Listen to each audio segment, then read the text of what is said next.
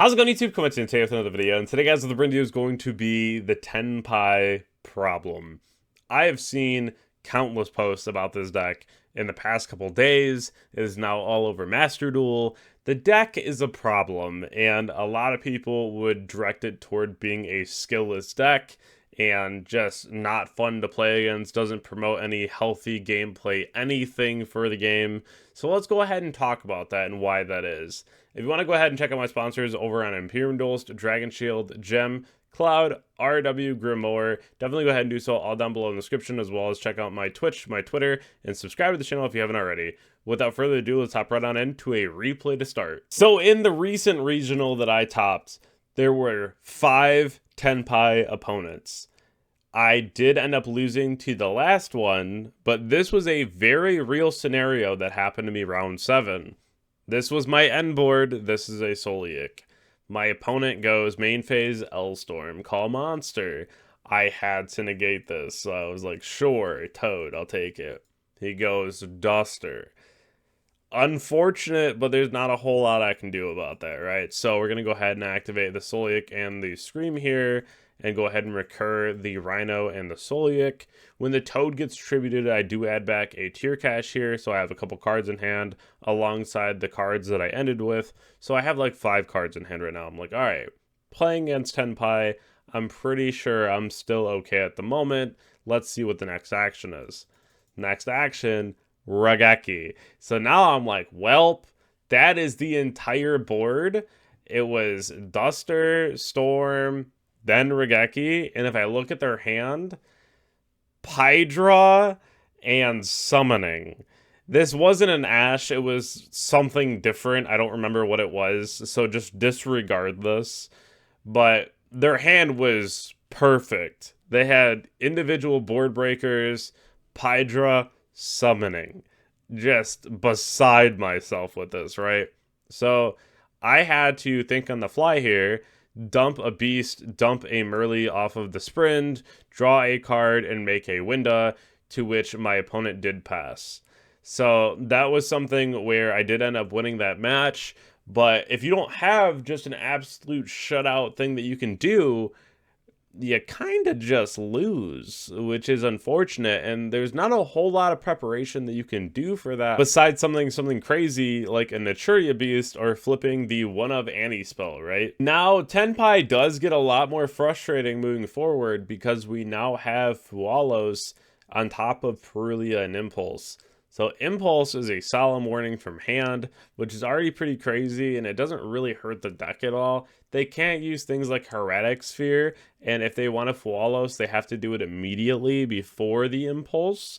So that's something to think about. You also can't get Nibiru'd at all, but I mean, this deck doesn't even play Nibiru like that either. So it is really frustrating when a deck like this can play all the board breakers under the sun, 6 copies of Maxi, and then 3 copies of a hand trap Solemn Warning. So it does get very frustrating.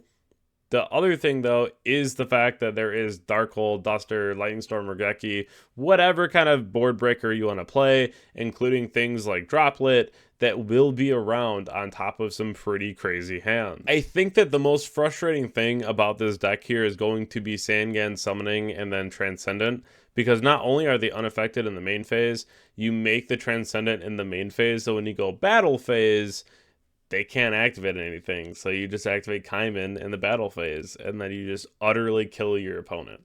Now, Summoning is only at 1, so one of the things that I really do like right now is that you can play things like Typhoon, and then hit the Summoning when they activate the Kaiman if they don't have like a Transcendent, or if your opponent has like a Summoning up and they activate like Prosperity, you can hit like Summoning. So there are a couple different things you can do. One Summoning means your opponent usually wants to search off that Summoning, so you can at least go ahead and Ghost Ogre that if they don't already have like a Chandra or a Pydra in hand. So there's a lot of different things that you can do, but it is really frustrating because not only are we talking about these cards, we're also talking about Shifter. So Shifter and Fualos are just the best cards in the game right now, hands down.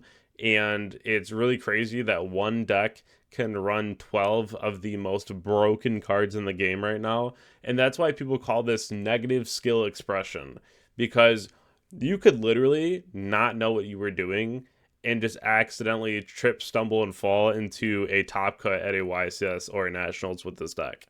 It's just activated board breaker, activated board breaker, activated board breaker, normal summon Hydra and hope it doesn't get negated. And when your opponent's going first, there's a higher chance that they sided out maybe like 1/1/1 of all their non-engine, or they took out like a certain piece of non-engine and they just don't have a counter for that. There is going to be a lot of promise right now, though, with the fact that Fualos is getting dropped in the draw phase, and you also have Perilia being dropped in the draw phase. The Fualos might be dropped later on, and it's more of a timed thing if you know that you're not playing against Yubel, which is also fine. But Thrust does give you some interesting answers, like a Threatening Roar, like a Wabaku, to be able to tell your opponent that they cannot play the game, which is excellent because Tenpai, I think, at Niagara is going to be very heavily represented. I think that is going to be like 60% of the room. And I know that's a huge number, but I think that it's going to be somewhere like 40%, right? Like, it's going to be around. You will play against this deck multiple times, and I need you to be ready for it, because the last thing I want to hear is anyone walking out of that event that watches my channel that says that they were not prepared for the Tenpai matchup. So I brought up a couple of the topping lists that I saw from GGYGO Pro Deck. I really do like that website. It shows you a lot of very accurate tournament reports and gives you a really good idea on what you could be expecting to play against. So just pulling up 2 random lists that I found from that website, I think that it's going to be really important to prepare for this and know exactly what we're looking at, because the deck lists are going to be very different, because we're going to have the other Molcharmy, we're going to have the Dumbness Impulse, so a lot of things that you're seeing here might be a little different. It is important to know that there are going to be multiple board breakers in the main deck, but there's also going to be a ton on the side, things like Heat Wave, things like Phantasme as well. You're also going to have to deal with Kawaki Miru Draco, which is going to shut you out from lighter dark special summons. The other thing here is that a deck list like this is going to have Fenrir. Some will have Raidsaw, Unicorn, and Birth, because they want to have a higher number of cards that they can play as well, which I think is also really important considering the starters are lesser. Some builds are playing the Dora Dora. I think that's awful. I think you just play the Pydra and just straight gas after that, but I mean, it's fine. You do have the Bishos here. Magma is really standard, but you will have things like Ash Imperm. Nibiru isn't really that standard in this, but it's still something that we are seeing a little bit of play in, so just be ready for anything when you play against this matchup, because it's going to be a little different. I think that Nibiru comes out for Impulse, though, moving forward, and then as far as, like, a Fuaros, if I was looking at a deck list like this, it just goes back to, like, 3 Pydra, and then you cut your Jerusalem, and then that frees up like 2 spots, and then maybe you cut down on like a Dark Hole, right? So there's a few different things that you could do. You can even cut down on like a Fenrir, and then you have the Fuaros, you have the Impulses, and you still have like the Magma and the Board Breakers. So this is something that will end up being something that you have to play against a lot. And I just want to make sure that you have a good idea of what it looks like. Here's another list here that I think looks a lot more standard. Having the Droplet in the main deck is really standard. Having Perilia in the main deck right now, very standard.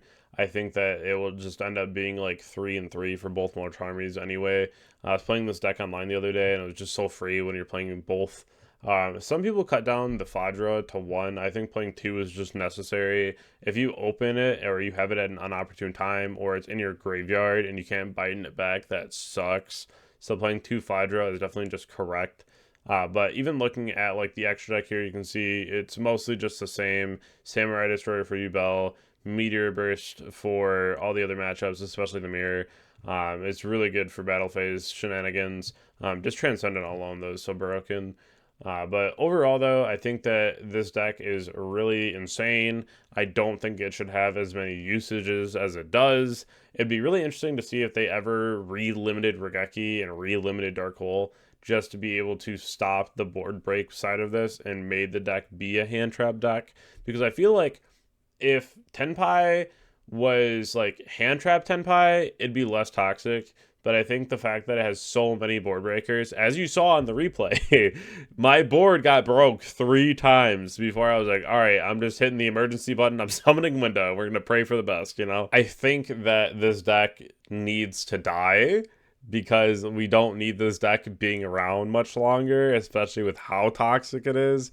There's a lot of people out there who would way rather play against things like Runic Stun or just any degenerate guru deck that you can find, right? Just because when you play against Tenpai, it feels kind of helpless when you play against his deck. Now, again, I play against 5 and I beat 4 of them, so that is showing that you can beat the deck, no problem. But if there's a deck that's going to be giving you a problem moving forward, it is going to be Tenpai. Please respect that this is going to be something that you are playing against. I do not want to see 50% top cut ratio of Tenpai. Be prepared, have your T-Rowers, have everything that you need. D-Barrier is not as good. I would just play T-Rower. Make sure that you know what the deck does and counter it. But I hope that everyone has a wonderful night, and I'll catch you on the next video. Thank you.